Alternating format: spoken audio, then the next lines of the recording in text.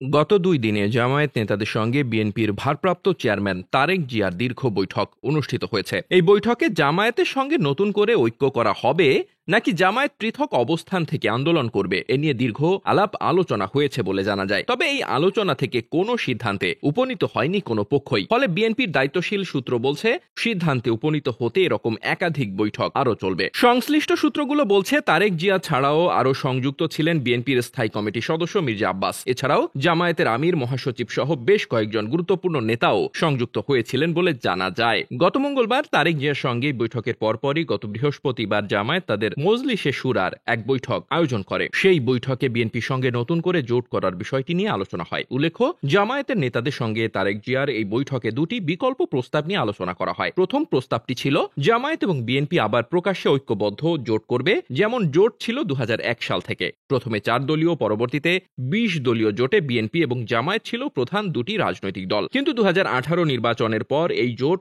অকার্যকর হয়ে পড়ে। ফলে বিএনপি এবং জামায়াত দুজনই জোটকে নিষ্ক্রিয় করে।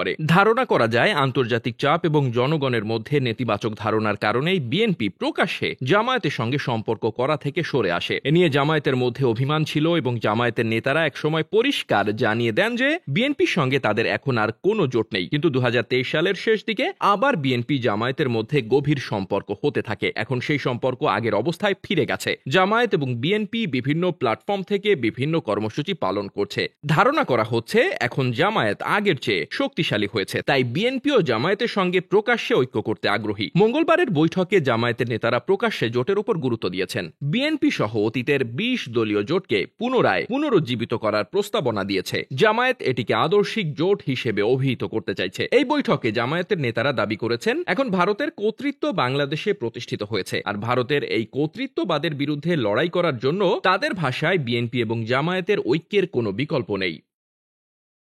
ডেস্ক রিপোর্ট, বার্তা বাজার।